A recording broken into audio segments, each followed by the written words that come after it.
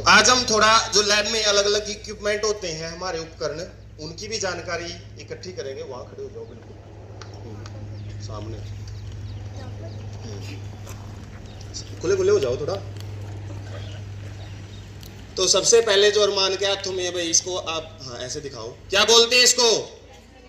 Test tube English में बोलते हैं, हिंदी में परखनली बोलते हैं। और इसको क्या इस्तेमाल करते हैं हम?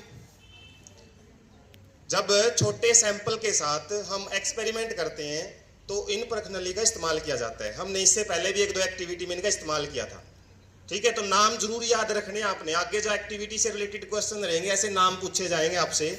तो इसको टेस्ट ट्यूब या परखनली बोलते हैं। इसका इस्तेमाल होता है जो हमारे साइंस में थोड़े सैंपल के साथ एक्सपेरिमेंट करने के लिए। जब सैंपल थोड़ा हो उसमें हम जब एक्सपेरिमेंट करते हैं तो इन टेस्ट ट्यूब में ही हम क्या करते हैं, उस एक्सपेरिमेंट को किया जाता है।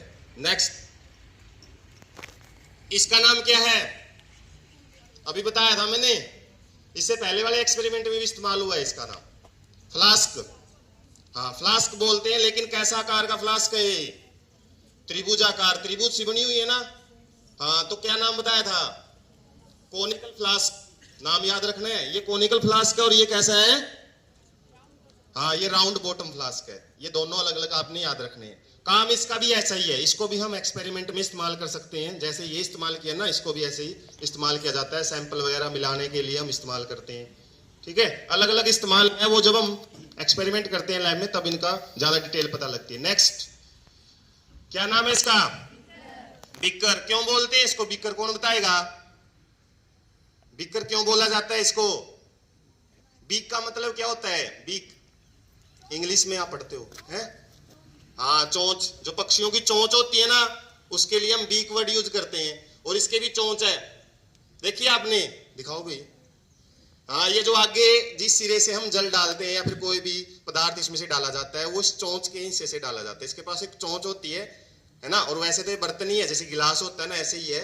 इसका भी हम इस्तेमाल जल वगैरह हमने जब किसी एक्सपेरिमेंट में चाहिए या फिर कोई और सैंपल चाहिए, हमने विलन चाहिए, तो उसको डालने के लिए इसको इस्तेमाल किया जाता है। नेक्स्ट, इसका नाम हालांकि इसके ऊपर लिखा हुआ है, रेजिस्टेंस बॉक्स बोलते हैं इसको।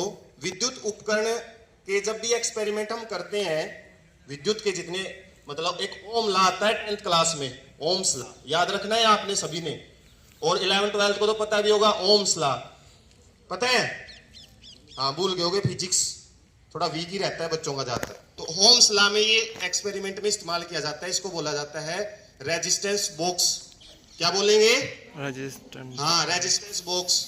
उसके बाद नेक्स्ट, क्या नाम है भाई इसका? इसको उल्टा पकड़ो आप, उल्टा पकड़ा हुआ है आपने। हाँ बताओ, 9th क्लास में पढ़ा तो था हमने इसके बारे में। इससे पहले भी पुली वाले एक्सपेरिमेंट में नाम बताया था मैंने इसका। हाँ कमानीदार तुला बोलते हैं, स्प्रिंग बैलेंस, इंग्लिश में इसको स्प्रिंग बैलेंस बोला जाता है। क्या इस्तेमाल करते हैं? हाँ किसी भी वस्तु का भार तोलने के लिए। लेकिन एक्सपेरिमेंट जब हम करते हैं तो छोटी वस्तुएं हमारे पास होती है, छोटा भार, उसको ही तोलता है।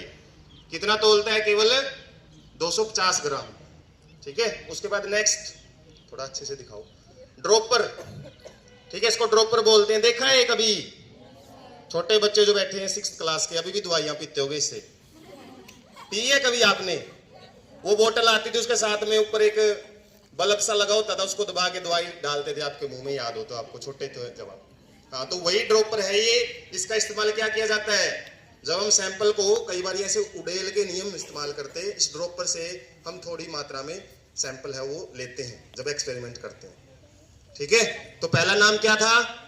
क्या नाम है इसका? हाँ नेक्स्ट, हाँ कोनिकल फ्लास्क। Next, beaker. उसके बाद रेजिस्टेंस बॉक्स। नेक्स्ट, हाँ कमानीदार तुला या फिर वो नहीं बोल रहे बिल्कुल भी, क्या नाम था रे इसका?